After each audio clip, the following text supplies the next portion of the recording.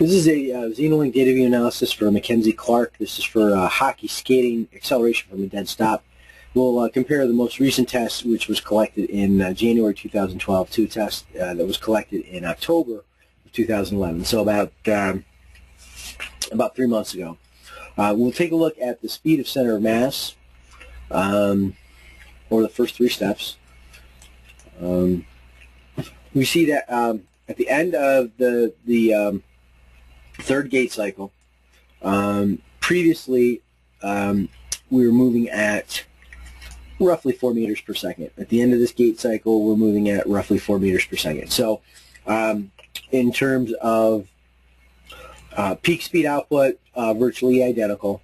In terms of the timing of peak speed output, previous test was in 28/30ths of a second, and here we are 27. So not a whole lot of change overall in terms of peak speed output or acceleration.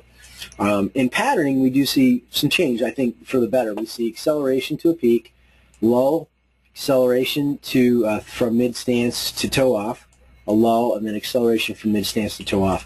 I think we want to be shooting for seeing the lull a little bit more through mid-stance, and then from mid-stance up, and then the lull a little bit more through mid-stance, and then from mid-stance up. So, but the pattern has definitely gotten better. And so we've definitely made improvement in the pattern, although not in peak speed output. Let's take a look at torso rotation or counter-torquing. Previously, we had pretty good counter-torquing. We have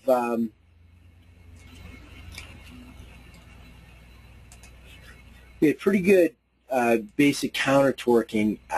Now we've lost a little bit of the counter-torque. We would expect it to look a little bit more like this, kind of working equal and opposite. So we've lost a little of the counter-torque. So that's something we want to continue to work on. The counter-torquing is quite important, so you definitely got to work on that. Now, one of the key areas is the flexion extension pattern. Previously, we had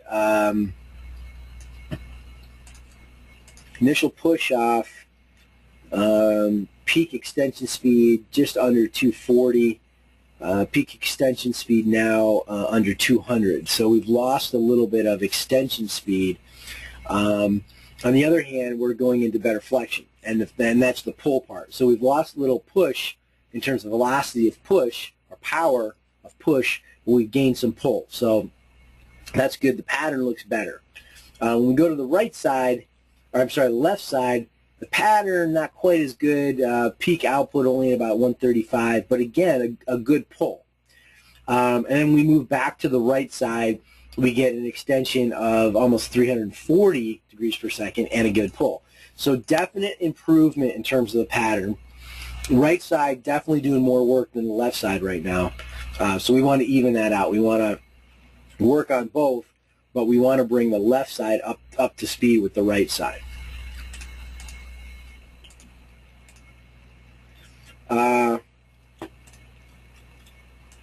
As far as hip extension goes, I think the pattern looks already much cleaner.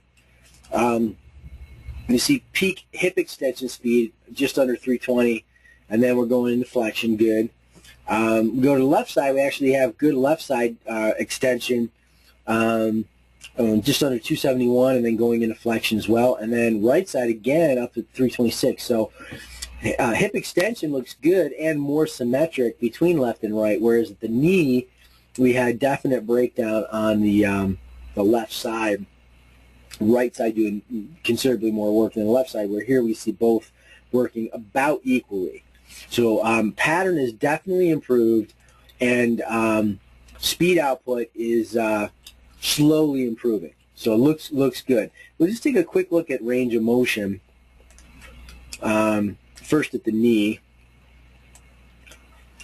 We went from being at about 88, 90 to roughly averaging somewhere in here around the 25.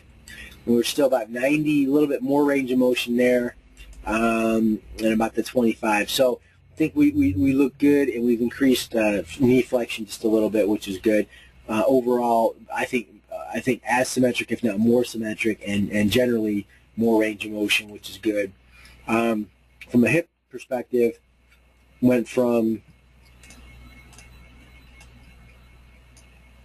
roughly 60 to about neutral. And here we're going again, a little, actually left hip, a little bit more flexibility.